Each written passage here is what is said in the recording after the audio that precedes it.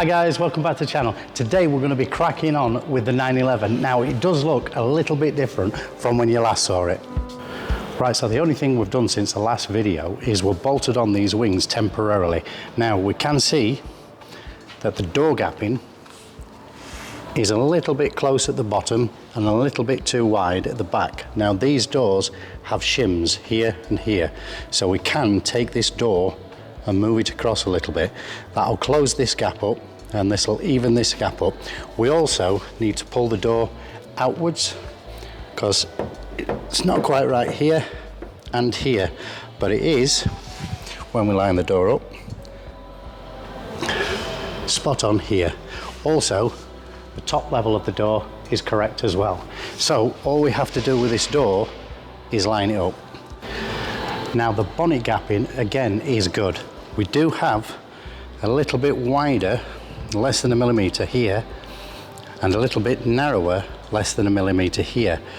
And these two corners, here and here, the gapping is good.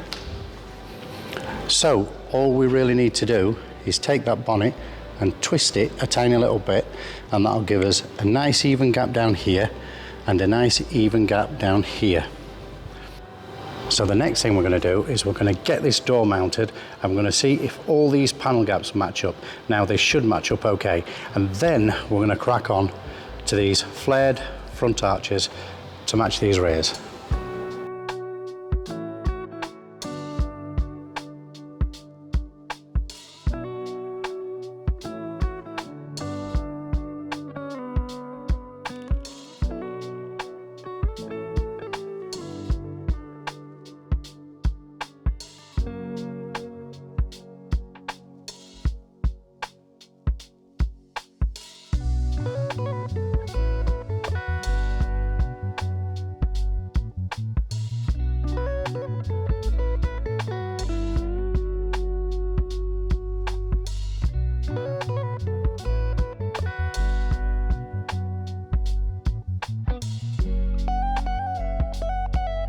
Right, so as you can see, with virtually no adjustment, these doors can be adjusted forward, backwards, in and out, top and bottom.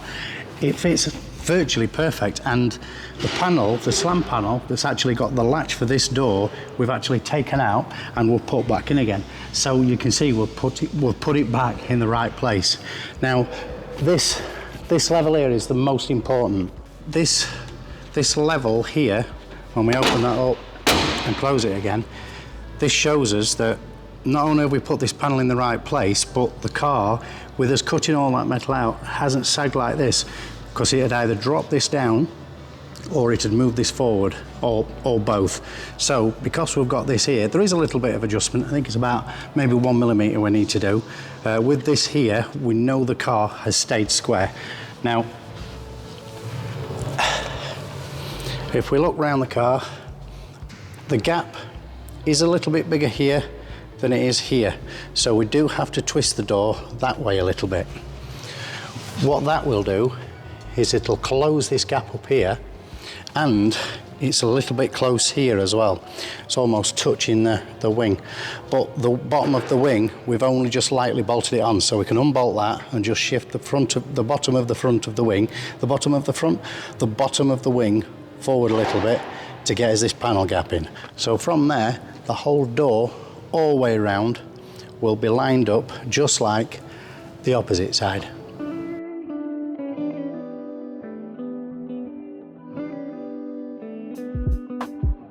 Right, so what we need to do now is we need to get that front flared arch fitted to this front wing.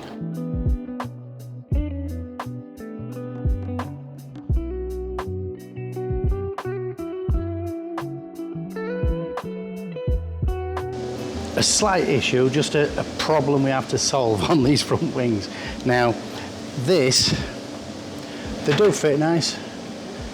This is the natural profile. They do change the profile of the rear edge as well.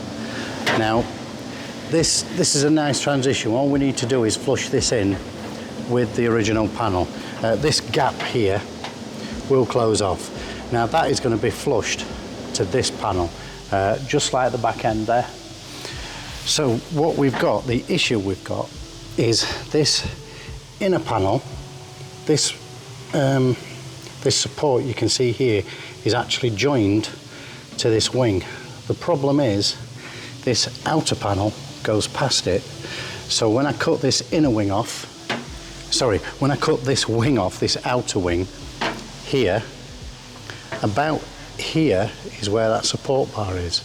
So I'm going to be cutting it off of the support bar, and because this is actually further out than the original wing, because they are flared arches, what that's going to do is it's going to make this inner support not reach this inner wall.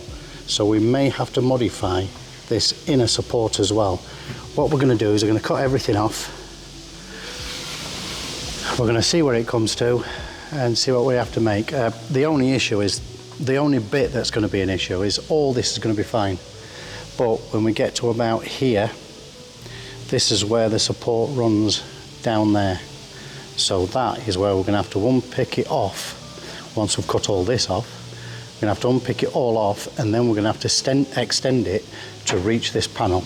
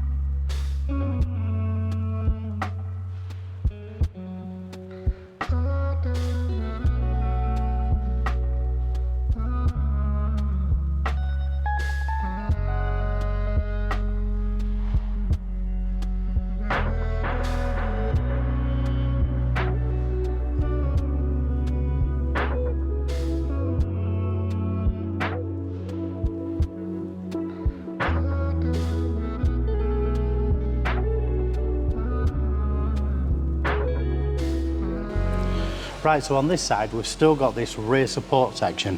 That basically keeps his wing where it needs to be there. Once we've got that in, we can then put his outer arch on.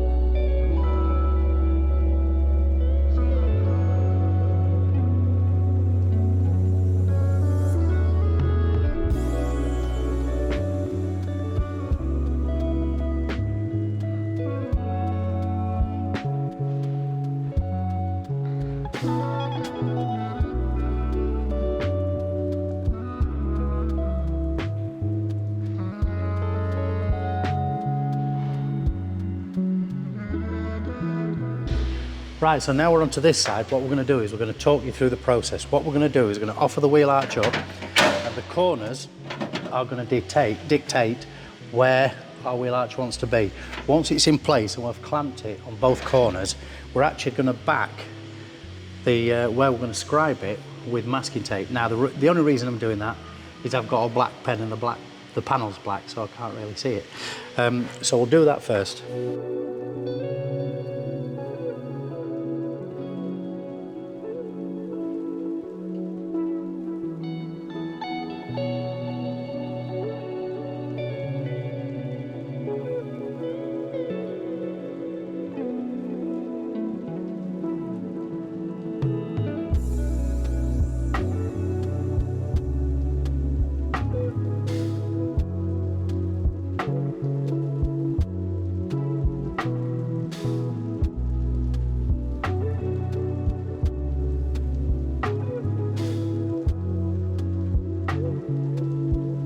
Right, so what we're going to do now is we're going to cut this section out, but we're going to leave it a little bit too long, only about 1 mil too long, so the panel butts directly up to it, or it's touching a little bit, or maybe even overlapping.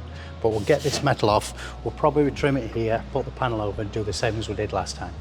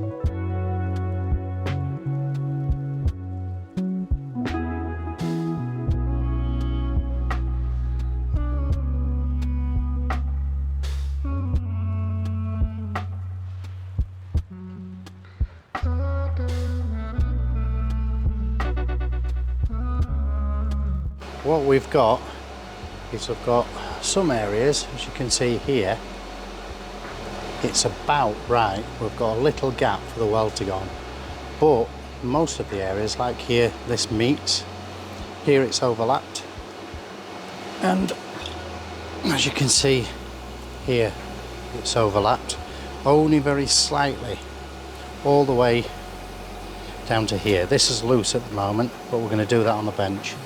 Now what we're going to do is we're going to make the whole panel, the only way we can get it flush is by having a gap like this and pushing this panel and that panel level with each other and popping a spot of welding a little bit like that,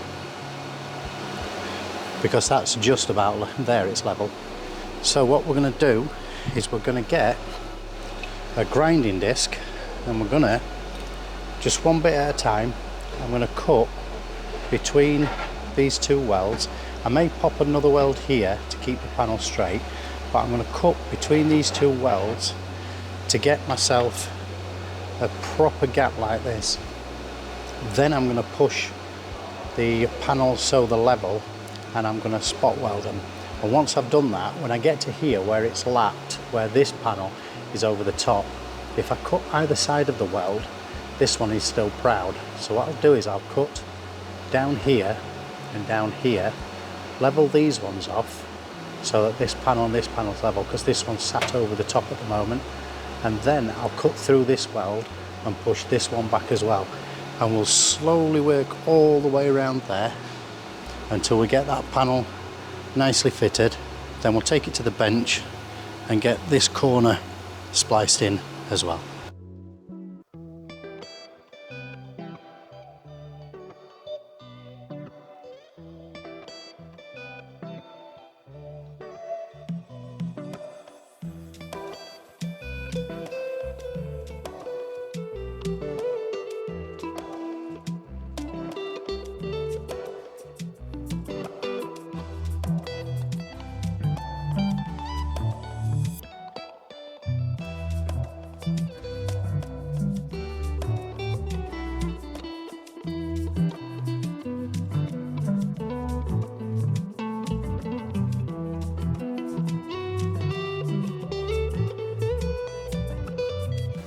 Right, so as you can see, all these up to here are now flat, level with the panel.